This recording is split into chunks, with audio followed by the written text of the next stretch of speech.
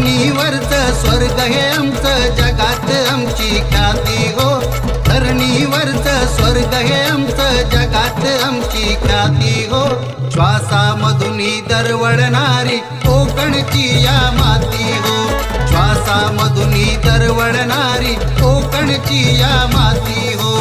कोकण जिंदाबाद, आमचा कोकण जिंदाबाद, आमचा कोकण जिंदाबाद, आमचा कोकण जिंदाबाद.